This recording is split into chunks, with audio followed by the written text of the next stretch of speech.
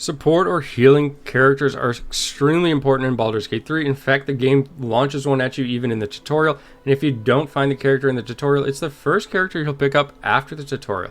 That being said, it's definitely something worth stressing, and if you're looking at playing a cleric as your main hero, well, here's a video guide for you. What we're going to do is talk through everything in the loadout, and we'll even give options for you to use one of the pre-generated characters that you'll pick up, as I mentioned, if you want to respec them once you unlock Withers. Now, let's go ahead and get this started. With race, we're going to select an elf. More importantly, for the sub-race, we're going to pick wood elf. Now, there's an advantage, in my opinion, to being a wood elf, but it's not game-breaking. If you're a high elf, it's not going to set you back a tremendous amount. Elf is really just important here. So let's cover all these features in conjunction.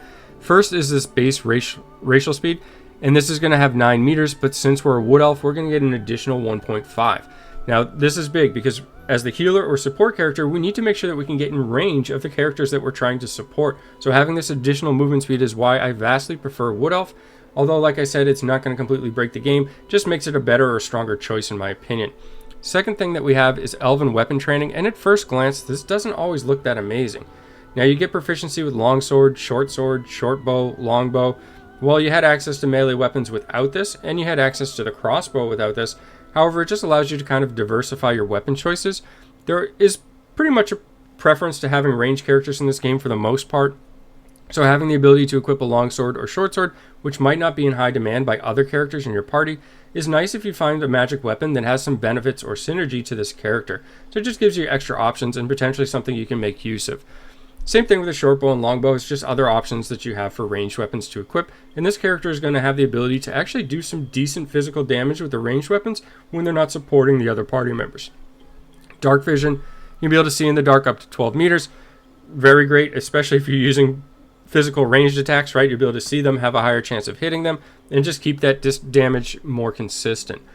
Fey Ancestry, really important here. You can get advantage on saving throws against being charmed, and magic can't put you to sleep. These are just some ways that you can prevent yourself from being controlled by the enemy, potentially healing them, or being put to sleep and being unable to heal your own party. So nice things to have here. So now we'll jump over into the class, which is obviously a cleric, as we covered at the start. This will give us things like cantrips that we can pick, spells, class features, and let's go ahead into the cantrips right now.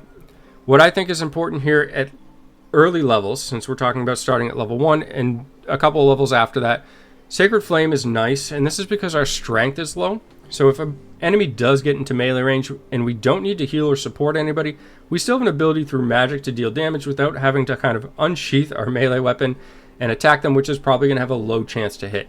This just gives us another option. Later in the game, this has less value, and I actually swapped this out. I'll talk more about that when we talk about respecing one of the other pre-generated companions. So for guidance here, this is going to give you a plus 1 to 4 bonus to ability checks. Just nice to have. And in terms of cantrips at early levels, there isn't a whole bunch else that I would say is amazing. Later on, this situation may change. Characters may not need this bonus to ability checks, and there may be things that are more situationally favorable depending on what you're doing. Blade Ward, very nice. This allows your character to take half the damage from bludgeoning, piercing, and slashing attacks.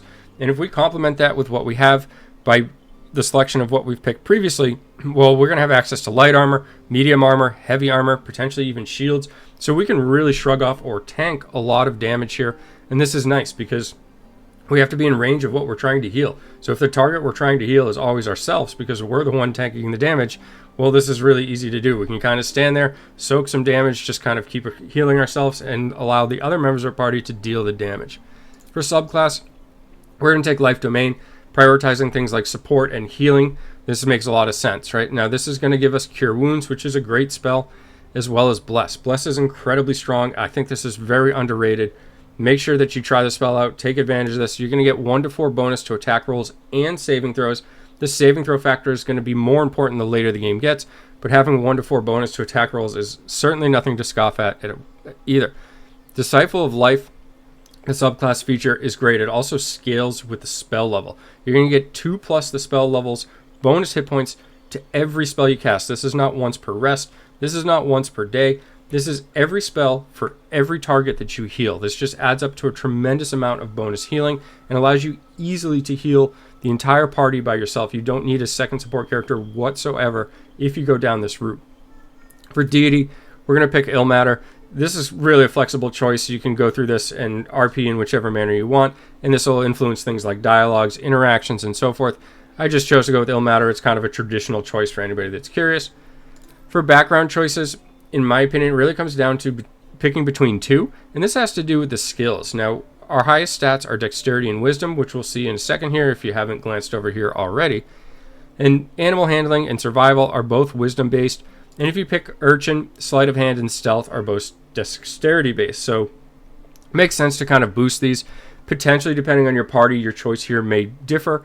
I like to kind of maximize what I have for abilities and potential skill checks by working off of high ability scores and then picking the background to synergize with that. So you may do something different. You may want a more well-rounded character. A little bit of flexibility here. In general, I think that Folk Hero is probably the better choice for most individuals, and that's just because Wisdom is kind of an underutilized stat compared to other classes or other main stats that other classes may have.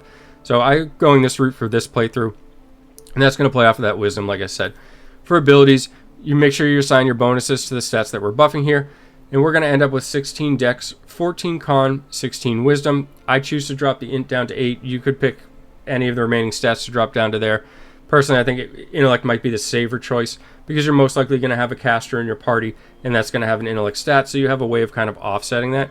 Now, we want the even numbers, which is why I stopped at 16 rather than pumping the Wisdom to 17. This is going to get us to that next threshold of bonus stats. So this is going to get us to a really nice start. We're going to have high Dex, which is going to give us a good chance to hit with our ranged weapon, giving us some offensive capabilities, so we're not just 100% support. There's nothing wrong with being a character built around support, but when we don't need to support, at least we have the means of dealing some damage or doing something on the offensive side as well. Constitution, going to buff our hit points here for the most part. And the reason for this, like I said, is we have the ability of wearing heavy armor. We can use a shield. We can pop things like Blade Ward. So we may as well take advantage of this and essentially be a frontline or a tank member of the team, even though we're wielding a ranged weapon the majority of the time. It allows us just to give some options and versatility within this character. Wisdom is to buff the spell casting, which is our primary main stat for the class. For preparing spells here, at level 1, Guided Bolt is a great option. This will deal ranged damage essentially, and although we're going to be using a ranged weapon for the most part, as I mentioned, this has the potential to actually deal more damage than the ranged weapon. So you can pick off a high priority target, finish a target with high health or higher health pool than what your bow or crossbow might be able to do. Command, very strong, especially early. Just having any kind of crowd control over the enemy early game is really, really big. There's less enemies in the battles for the most part, so just locking one up just really turns the tides completely. Bane is very strong, the opposite of Bless essentially. They're going to receive a 1 to 4 penalty to attack rolls, and this is essentially works out to be a 5 to 20% reduced chance for them to hit you, and a 5 to 20% reduced chance for them to affect your party members. Not a ton of things affecting your saving throws really early, but this will actually get better as the game goes on and more of those abilities are accessible from the enemy side. Healing Word, probably the best healing spell in the game. If I had to pick one, it's a level 1 spell on top of that. Now there's the way to access this for a few different ways in the game. In this case, we're obviously getting it through being a cleric. The reason this is so great is because it's a bonus action. So you can take your regular action, say shooting your ranged weapon, using a traditional support or healing spell, and then use your bonus action to follow it up with Healing Word. Incredibly powerful. It basically allows you to always have a healing use in the background or in store there, and it's very, very nice. Absolutely try this ability out, and I imagine you'll be just as surprised at how powerful this is as myself. So let's segue into respecking or changing class on one of the pre-generated companions now for anybody that wants to go that route instead of using a cleric as their own main hero. Once you unlock Withers, you'll have the ability to change classes or respec your companions or your main hero in this story. If you're unfamiliar how to get Withers, check out the link in the description below for a video guide on doing that. In this case, we're going to respec Shadowheart and we're going to keep her as a cleric. However, we're going to change the subclass. A couple of things we won't be able to alter. The first is we won't be able to change the race. Shadowheart will be stuck as a high half-elf. And on top of that, we won't be able to change the deity. Neither of these are really game-breaking or going to hurt us tremendously. They're still pretty decent choices. For cantrips, we're going to make one change here, and that's just because by the time we unlock Withers, we're slightly higher level, and I feel that another cantrip is more beneficial than one that we previously selected. And that's going to be Resistance. This is going to give us a bonus to saving throws, and as you progress through the game, there's going to be monsters with more abilities or spells that are going to affect your party, and having an improved saving throw is just going to be more beneficial them having the ability to do some damage to something that might have gotten in melee range. Your characters will also have more skills and abilities at their disposal, making positioning and creating situations just more advantageous for you in general, so it's not necessarily so difficult to prevent you from being in melee range of these enemies. For guidance, we're still going to take that. That's still going to give us a bonus to ability checks, and Blade Ward is still going to allow us to shrug off a lot of damage if we happen to get in a position where we're taking targeted attacks. For subclass, we're still choosing the Life Domain. This is just scaled at this point. We'll have access to spells above level 1, which just means we get additional healing from those as well. We still get the Life Domain spells. This isn't going to change. We're going to get Cure Wounds as well as Bless. Still both very powerful spells to have. For abilities, nothing's going to change here. We're still going to use the loadout that gives us 16 Dex, 14 Con, and 16 Wisdom. For proficiencies, we'll make sure that we alter these. However, we have limited options here. All we can really do is choose between whether we want to take History or Persuasion. In my case, I'm going to unselect History and actually take Persuasion just because my Charisma is higher than my Intellect, and I think that that's going to be a better choice. Although I will probably never make use of it, I will have a character with higher rolls if need be there. So we'll go ahead and confirm that, and since we're at a point where we're already past level 1, we'll immediately be able to level up Shadowheart again, and you'll most likely be in this situation, as I mentioned, if you have Withers unlocked to do this. So at level 2, we're just going to get some additional spells to prepare, and we're still going to want Healing Word. Extremely powerful. Again, this works as a bonus action so that you can use a primary action and then use this on top of it. Probably the best healing spell in my game. I can't say that enough. Sanctuary, I find more use of this as well. Now this has an 18-meter range, so if there's a party member out in front of you or in a fairly bad position, you can cast Sanctuary on them, and this just buys them some time to reposition until it's safer. I get a lot of use out of this. It just prevents party members from getting unconscious when they're out of position. Very handy. Command still very effective. Now I don't care for Inflict Wounds.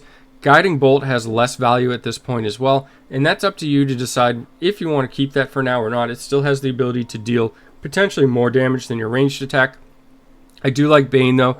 This is just going to still cause 3 creatures to have 1 to 4 penalty to attack rolls and saving throws. So we'll go ahead and finish up level 2 there. And at this point I'm just shy of level 4, so we will have just one more level to go through here at the moment. And again, level 3 is just going to be some additional spells to go through, but we now have the 2nd level spells, so we want to make sure that we prepare some of these if you're at this point. I find Hold Person incredibly useful, so I want to make sure that I get that onto my bar, and in this case I'm going to swap the Guiding Light out, and this is going to give me Healing Word. I still have Sanctuary on there, Command, which I also think is dropping a little bit in value, especially once we pick up the Hold Person, Bane, which is still useful, Prayer of Healing, cannot be used in combat, but it's still very effective for topping your party off after a battle. And given the bonuses that you have from the subclass of the Life Domain, this can be very powerful, okay? You can get a lot of healing done to your party, and in some situations you may kind of finish a battle needing to heal, but kind of continue to play the battle out, hoping that you survive it, and then when the battle ends, you can then top everybody off and get a lot of value out of this spell. I also think Spiritual Weapon is worth noting. This is going to summon a weapon that attacks enemies alongside you. Also gives them something else to kind of aim or target at. Very good spell. At this point, you could arguably take off Command and use that as well. Silence, also very situationally good. Typically for Silence, you may want to know the encounter before this gets a lot of benefit. Otherwise, you're just kind of guessing at what the enemy tactic might be. But if you've played through the game or are trying a battle multiple times and are failing to something that is proving really difficult for your party to handle, Silence can definitely be a game changer. And that's what we have for now. So that's going to get us through level 3. I hope this gives you some good options to respec or create your own main hero to play through the game as a support or healer type cleric.